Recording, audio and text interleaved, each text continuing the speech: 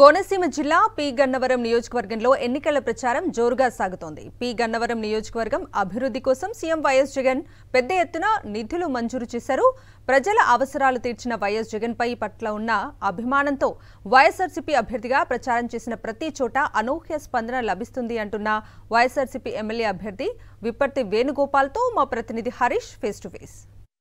Doctor BR Ambedkar Konaseema జిల్లా పి గన్నవరం నియోజకవర్గం సంబంధించి వైఎస్ఆర్సీపీ అభ్యర్థిగా విప్పర్తి వేణుగోపాల్ను వైఎస్ జగన్ నియమించారు. ఈ నేపథ్యంలో సార్ ప్రజల దగ్గరికి వెళ్ళేటప్పుడు మనం ఏం అడుగుతున్నాము, విప్పర్తి వేణుగోపాల్ గారికి ఓటు వేయాలి అంటే ప్రజలను ఏ విధంగా అడుగుతున్నాం, మేము మీకు ఏం చేసామని ప్రజలకు మీరు చెప్తున్నారు? అసలు కొన్ని చోట్ల మనం వాళ్ళని అడిగే కంటే ప్రజలే మమ్మల్ని ఎదురు చెప్తున్నారు అన్నమాట. అమ్మ మాకు పెన్షన్ వస్తుందని, లేకపోతే మా బాబుకి ఫీజు రియంబర్స్మెంట్ అమ్మఒడి వస్తుందనేసి, లేకపోతే విద్యా దీవెన వస్తుందని వాళ్ళే ఎదురు చెప్తున్నారండి. అందరూ కూడా సాటిస్ఫాక్షన్ తోటి ఉన్నారు. మన ప్రభుత్వం చేపట్టినటువంటి 5 సంవత్సరాల్లో చేపట్టినటువంటి సంక్షేమ ఫలాలన్నీ కూడా ప్రతి ఇంటికి కూడా చేరుతున్నాయనేసి చెప్తున్నారు అందరూ. గత 5 సంవత్సరాల్లో దేశంలో ఏ ముఖ్యమంత్రి చేయని సంక్షేమ పథకాలు మనం అమలు చేసాం. 2,70,000 కోట్లు డీబీటీ ద్వారా జనాలకు అందించాం.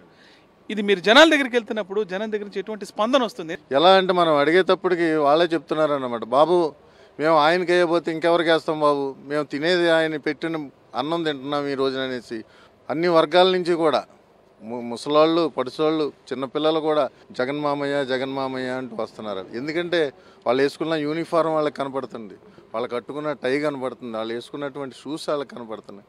ఇలాగ ప్రతి వర్గంలోనే కూడా కనపడుతున్నాయి. మనం చేసినవన్నీ కూడా కళ్ళకు కనపడుతున్నాయి. వరదల సమయంలో ఎక్కువగా ఎఫెక్ట్ అయ్యే కాన్స్టిట్యున్సీ ఇది. దాదాపు చాలా మండలాలు ఇక్కడ ఎఫెక్ట్ అవుతాయి. గతంలో కూడా సీఎం వైఎస్ జగన్మోహన్ రెడ్డి వచ్చి మీకు హామీ ఇచ్చారు, నెరవేర్చారు కూడా. ఈ ప్రాంతానికి ఒక వంతెన కూడా గంటిపెదపూడి దగ్గర ఇవ్వడం జరిగింది. దీనికి సంబంధించి ఆ ప్రాంత వాసులు కానీ అంతా మీ పరిధిలోకి వస్తుంది కదా, వాళ్ళు ఏమంటున్నారు? వాళ్ళు కూడా చాలా కంఫర్టబుల్గా హ్యాపీగా ఫీల్ అవుతున్నారండి. ఎందుకంటే మీరే చెప్తున్నారు, గంటిపెదపూడిలో మొన్న 22 వరదలకు ఆయన ప్రత్యక్షంగా వచ్చి బోటు మీద దాటి లంక గ్రామాల్లోకి వెళ్ళి వాళ్ళందరినీ పరామర్శించడం జరిగింది. అప్పుడు వాళ్ళు అడిగిన దాన్ని అది ఒకటే అడిగారు, బాబు మాకు వంతెన కావాలని అడిగారు. వెంటనే ఆయన 49.5 కోట్లతోటి వంతెన శాంక్షన్ చేశారు. అది జరుగుతుంది, కన్స్ట్రక్షన్ జరుగుతుంది ఈ రోజున. అది రివైజ్ చేస్తే 63 కోట్లకు పెరిగింది అది వ్యయం. అది ఈ వరదలకు అవ్వదు, కానీ నెక్స్ట్ వరదలకు వాళ్ళు బోట్లు లేకుండా బ్రిడ్జ్ మించి వెళ్ళేటువంటి సౌకర్యం కలుగుతుంది. మొన్నే మేము ఎన్నికల ప్రచారంలో భాగంగా లంకలకు వెళ్ళడం జరిగింది.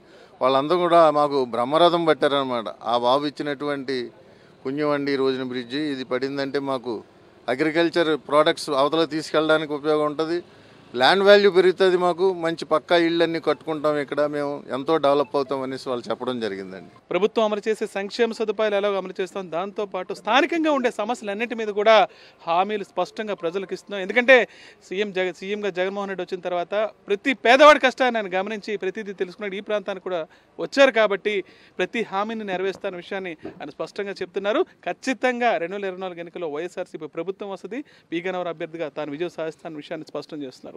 వాటిపల్లి నుంచి విజయస్మల్క హరీష్ ఫర్ సాక్షి న్యూస్.